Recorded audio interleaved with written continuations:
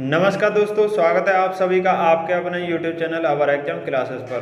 तो दोस्तों, मैं आप सभी लोगों का हार्दिक स्वागत करता हूं और उम्मीद करता हूं कि आप सभी लोग अच्छे से होंगे और अच्छे से पढ़ाई को कर रहे होंगे। तो हम लोग चलते हैं एक बहुत महत्वपूर्ण चैप्टर की ओर, एकदम नई शुरुआत के साथ, जो आपके किसी भी कॉम्पिटिटिव एग्जाम के पॉइंट ऑफ व्यू से बहुत ही ज़्यादा महत्वपूर्ण है दोस्तों। चाहे वो UPSI हो, चाहे वो UP कांस्टेबल हो, चाहे वो दिल्ली कांस्टेबल हो, कोई भी कॉम्पिटिटिव एग्जाम हो, सबके पॉइंट ऑफ व्यू से बहुत ही ज़्यादा महत्वपूर्ण हैं। तो मेरी बात को समझ पा रहे होंगे। तो जैसा कि हम लोग चल रहे हैं गणित के पहले चैप्टर की ओर, जिसमें उससे जितने भी क्वेश्चन बनेंगे उन्हें करने का हम प्रयास करेंगे। तो दोस्तों, यह वीडियो इस चैनल की पहली वीडियो होगी, जिसमें हम बताएंगे कि संख्याओं को किस तरीके से बांटेंगे। तो देखेंगे दोस्तों, आइए सबसे पहले संख्या पद्धति में एकदम नई शुरुआत में संख्या पद्धति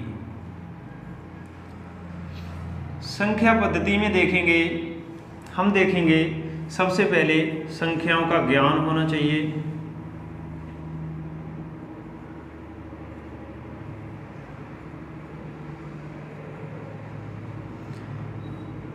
संख्याओं का ज्ञान, विभाज्यता का नियम,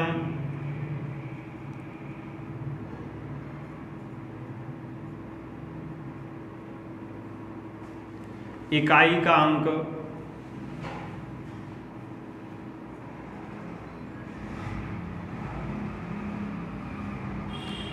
शेषफल प्रमेय,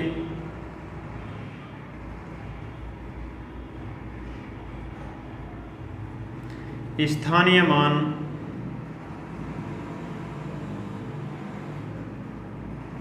और हम देखेंगे संख्याओं का योग, और हम देखेंगे C9 मेथड।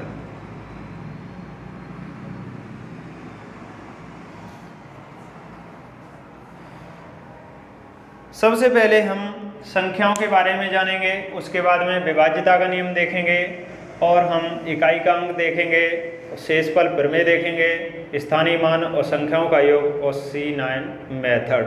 तो सबसे पहले हम संख्याओं को देखेंगे।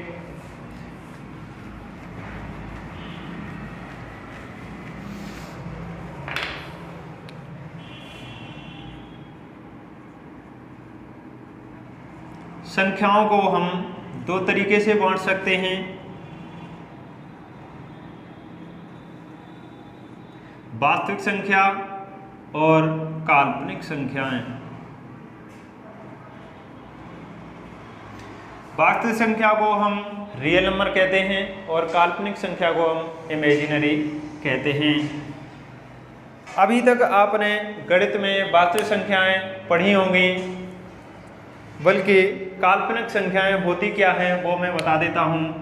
काल्पनिक संख्याएं रूट के अंदर में माइनस की वैल्यू होती है, वो काल्पनिक संख्या मानी गई है, जिसे हम आई की वैल्यू कहते हैं। आई की फुल फॉर्म होती है आयोटा। वास्तविक संख्याओं के अंदर हम देखेंगे तो इन्हें दो तरीके से इन्हें भी देखते हैं, दशमलव संख्या और पूर्णांक। अभी हमने जाना वास्तविक संख्याएं क्या होती हैं, काल्पनिक संख्याएं क्या होती हैं। आगे देखेंगे वास्तविक संख्याओं में दशमलव संख्याएं होती हैं और पूर्णांक होता है। आपने देखा होगा 10/3 ये है आपकी दशमलव संख्या, और हमारी 2 है, ये भी 0.2 है, ये है हमारी दशमलव संख्या। और पूर्णांक में देखेंगे तो हमारा 0, 1, 2, 3 या माइनस की वैल्यू हो -1 या -2, -3, इंग्लिश हिंदी दोनों में बता देता हूँ मैं। तो देखेंगे ये हमारी दशमलव के अंदर आती है, और हमारी 0.333 जो हमारी संख्या रिपीट होती है पॉइंट के बाद में, वो भी हमारी दशमलव के अंदर आती है। दशमलव संख्याओं को हम दो भागों में डिवाइड कर सकते हैं, जिसे बोलेंगे परमेय संख्या और इसे बोलेंगे अपरिमेय। परमेय संख्या वो होती हैं जो अंश बट्टे हर के रूप में लिखा जा सकता है, वो हमारी परमेय संख्या हैं, और जिन्हें अंश बट्टे हर के रूप में नहीं लिखा जा सकता वो हमारी अपरमेय संख्या होती हैं। जैसे हमारी 0.3 है, उसे हम लिखेंगे 3/10, ये हमारी P/Q की फॉर्म में आ गई, ये हमारी है परमेय संख्या। और हम देखेंगे जो संख्या रिपीट नहीं होती है, 5 ... जो भी है आगे जो कभी रिपीट नहीं होती है वो हमारी अपरमेय संख्या होती हैं। जैसे √2 है, √3 है, ... जो भी संख्याएं होती हैं वो होती हैं, जबकि √4 संख्या हमारी परमेय संख्या है। आगे देखेंगे हमारा पाई का मान परमेय संख्या होता है, जबकि 22/7 ये है हमारा परमेय संख्या। पाई की एग्जैक्ट वैल्यू 22/7 नहीं होती है, एग्जैक्ट वैल्यू तो रिपीट ही नहीं होती है। 3.141 ... जो भी है आगे रिपीट नहीं होगी। इन्हें हम बार वाली संख्या को हम जैसे 0.3 बार है तो बार वाली संख्या को 3/9 लिख लेते हैं, और 1/3 ये हमारी संख्या परमेय संख्या है। देखेंगे दो संख्याओं के बीच में परमेय संख्या देखेंगे हम, तो आगे बताऊंगा मैं। पूर्णांक देख लेते हैं। पूर्णांक हमारे होते हैं हमारे ऋणात्मक पूर्णांक और धनात्मक पूर्णांक, बीच में 0 होता है। ऋणात्मक पूर्णांक -1 -2 यानी ये ऋणात्मक पूर्णांक होते हैं ये वाले, और ये वाले होते हैं वो धनात्मक पूर्णांक होते हैं। धनात्मक पूर्णांक से हम जानेंगे सम संख्याएं, विषम संख्याएं और भाज्य संख्याएं, अभाज्य संख्याएं,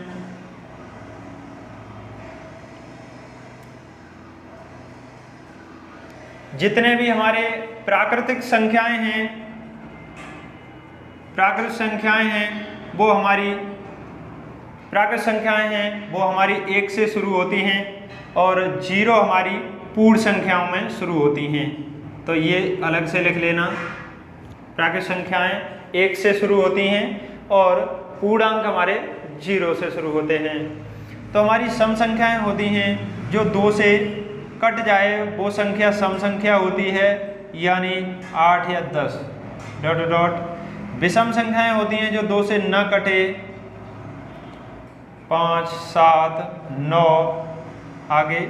और भाज्य संख्याएं हमारी होती हैं 4 6 8 9 10 आगे। अभाज्य संख्याएं होती हैं 2 3 5 7 11 13 आगे। हम देखेंगे सबसे छोटी सम संख्या 2 आ रही हमारी, विषम संख्या 1 आई, भाज्य संख्या 4 आई, अभाज्य संख्या 2 आई। तो हमने जाना सबसे छोटी अभाज्य संख्या 2 होती है, सबसे छोटी भाज्य संख्या 4 होती है। आगे देखेंगे परमेय संख्याएं और अपरमेय संख्याओं को। तो हम देखेंगे सूत्र है हमारा इसे निकालने के लिए। तो मामले को समझेंगे, यह है हमारा, इसे a मान लेंगे, इसे b मान लेंगे। a = a k + b k + 1, जहाँ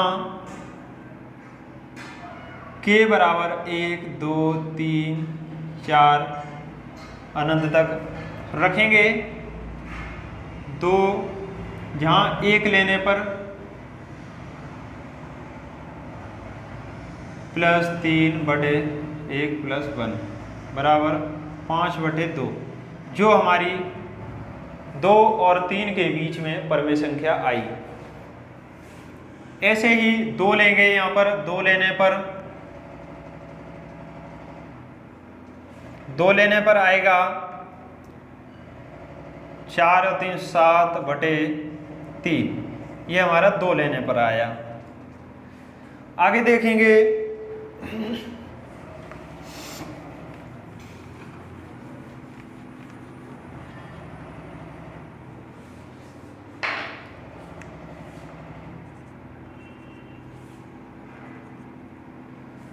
अपरमेय संख्या।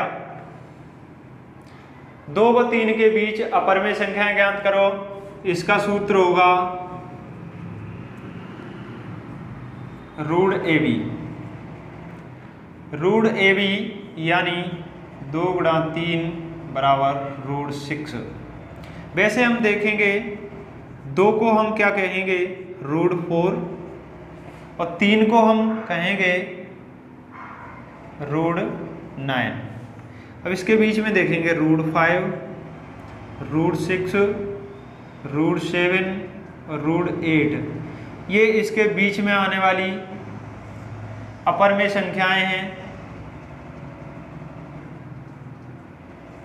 जबकि ये परमेय संख्या है।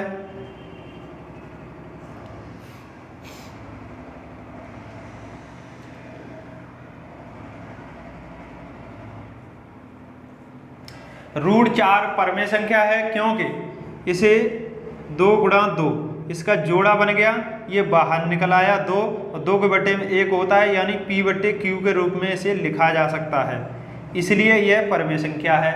रूट 5 को हम लिख नहीं सकते, रूट 6 को नहीं लिख सकते, रूट 7 को, रूट 8 को नहीं लिख पाएंगे, रूट 9 को लिख पाएंगे, तो वो हमारी परमेय संख्या होती है। जैसे p बटे q के रूप में लिखेंगे इसे, तो रूट 3 होता है, 3 बटे में 1, ये p बटे q के फॉर्म में है।